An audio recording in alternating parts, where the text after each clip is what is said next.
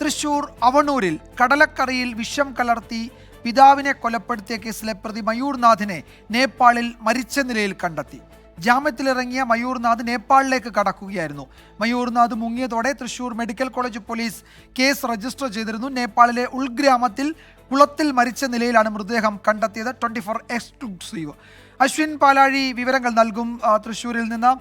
അശ്വിൻ, ഈ മരണവിവരം എങ്ങനെയാണ് പോലീസ് സ്ഥിരീകരിക്കുന്നത്? ആത്മഹത്യയാണോ അതോ മറ്റെന്തെങ്കിലുമാണോ? എന്തൊക്കെ വിവരങ്ങൾ ഈ ഘട്ടത്തിൽ ലഭ്യമാണ് നമുക്ക്?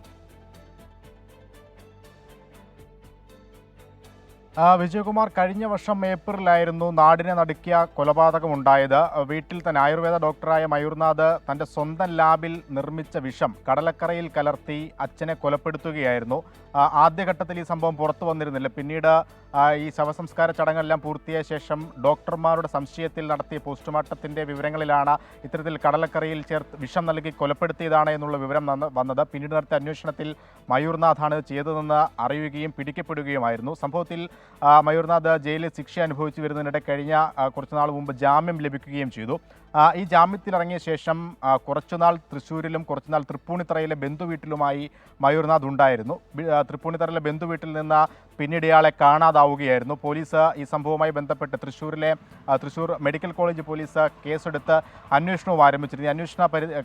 അന്വേഷണത്തിനിടെയാണ് നേപ്പാളിലേക്ക് മയൂർനാഥ് കടന്നു എന്നുള്ളൊരു വിവരം ലഭിച്ചത്. അവിടെ എത്തി സന്യാസം സ്വീകരിച്ച് തുടർ ജീവിതം നയിക്കാനായിരുന്നു മയൂർനാഥിൻ്റെ തീരുമാനം.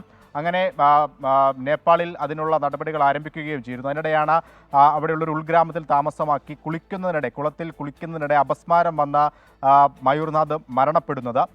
മരണത്തിന് ശേഷമാണ് അവിടുത്തെ ഒപ്പമുണ്ടായിരുന്ന മയൂർനാഥിൻ്റെ മൊബൈൽ ഫോൺ പരിശോധിക്കുകയും നാട്ടിലുള്ള ബന്ധുക്കളുടെ മൊബൈൽ നമ്പറുകൾ ലഭിക്കുകയും ചെയ്തത്.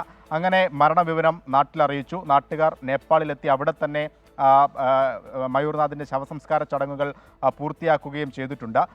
എന്തായാലും ഇവിടെ മറ്റു ബന്ധുക്കളൊന്നുമില്ല. മയൂർനാഥിൻ്റെ രണ്ടാനമ്മ മാത്രമായിരുന്നു ഇവിടെ ഉണ്ടായിരുന്നത്. അതേ തുടർന്നാണ് മയൂർനാഥിൻ്റെ മൃതദേഹം അവിടെ തന്നെ നേപ്പാളിൽ തന്നെ അടക്കം ചെയ്യാനുള്ള നടപടികൾ ആരംഭിച്ചത്. എന്തായാലും ആ സംഭവവുമായി ബന്ധപ്പെട്ട് ശിക്ഷ അനുഭവിച്ചുകൊണ്ടിരുന്ന മയൂർനാഥ് ഇവിടെ നിന്നും കടന്നു കളയുകയായിരുന്നു എന്നുള്ളതാണ് പോലീസ് പറയുന്നത്. എന്തായാലും മയൂർനാഥിന്റെ അസ്വാഭാവികതയൊന്നുമില്ല. ഈ തരത്തിൽ അപകടം പറ്റി മരണം എന്നത് പോലീസും സ്ഥിരീകരിക്കുന്നുണ്ടല്ലോ അല്ലേ? മറ്റേതെങ്കിലും തരത്തിൽ ദുരൂഹതയൊന്നുമില്ല ഈ സംഭവത്തിൽ എന്ന് തന്നെയാണോ പോലീസിനും ലഭിച്ചിരിക്കുന്ന വിവരം? നിലവിൽ അങ്ങനെ ഒരു സംശയത്തിലേക്ക് പോലീസ് കടന്നിട്ടില്ല. കാരണം നേപ്പാളിലെ പ്രാദേശിക പോലീസുമായി ബന്ധപ്പെട്ട് തൃശ്ശൂരിലെ പോലീസ് ഈ സംശയ ദൂരീകരണത്തിന് വേണ്ടി അവരെ ബന്ധപ്പെട്ടിരുന്നു. അതിനിടെയാണ് ഇത്തരത്തിലുള്ള വിവരങ്ങൾ കൂടി ലഭിക്കുന്നത്. അവിടെ കുറച്ച് നാളുകളായി മയൂർനാഥ് താമസമാക്കി വരികയായിരുന്നു. അതിനിടെയാണ് കുളിക്കുന്നതിനിടെ കുളത്തിൽ വെച്ച് തന്നെ ഫിറ്റ്സ് ഉണ്ടാവുകയും അവിടെ വെച്ച് മരണപ്പെടുകയും ചെയ്തത്. നേരത്തെ തന്നെ ഈ ഫിറ്റ്സിൻ്റെ ഒരു പ്രശ്നങ്ങൾ മയൂർനാഥിനുണ്ടായിരുന്നു എന്നുള്ളതാണ് മെഡിക്കൽ റിപ്പോർട്ടുകളിലടക്കം പറയുന്നത്. അങ്ങനെയാണ് കുളത്തിൽ വെച്ച് അപസ്മാരം ഈ ഫിറ്റ്സ് ഉണ്ടാവുകയും അവിടെ വെച്ച് തന്നെ മരിക്കുകയും ചെയ്യുന്നത്. എന്തായാലും അതിനുശേഷം 2 ദിവസം ബോഡി അവിടെ സൂക്ഷിക്കുകയും ചെയ്തിരുന്നു. ഏതെങ്കിലും തരത്തിൽ ബന്ധുക്കളെ കോൺടാക്റ്റ് ചെയ്യാനുള്ള സാധ്യതകളുണ്ടോ എന്ന് അവിടെയുള്ളവർ പരിശോധിച്ചു. അങ്ങനെയാണ് മയൂർനാഥിൻ്റെ മുറിയിലുണ്ടായിരുന്ന മൊബൈൽ ഫോൺ ഒപ്പമുണ്ടായിരുന്ന പരിശോധിക്കുന്നത്. അവിടെ നിന്നാണ് തൃപ്പൂണിത്തറയിലുള്ള ബന്ധുക്കളുടെ മൊബൈൽ നമ്പർ അവർക്ക് ലഭിക്കുന്നത്. പിന്നീട് ഇവരെ വിവരം അറിയിച്ചിരുന്നു.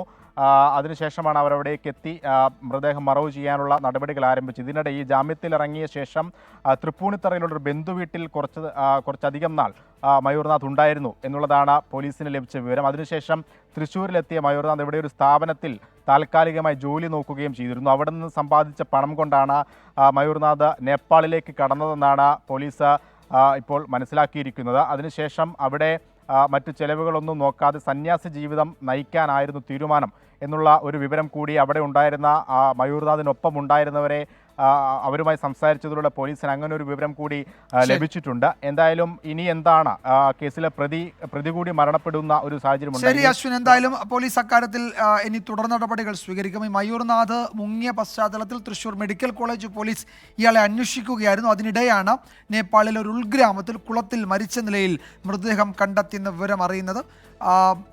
അസ്വാഭാവികതയില്ല മരണത്തിൽ എന്നാണ് പോലീസിന് ലഭിച്ച വിവരം. മൃതദേഹം അവിടെ തന്നെ സംസ്കരിക്കുകയും ചെയ്തു. അശ്വിൻ പാലാഴിയാണ് തൃശ്ശൂരിൽ നിന്ന് വിവരങ്ങൾ നൽകി.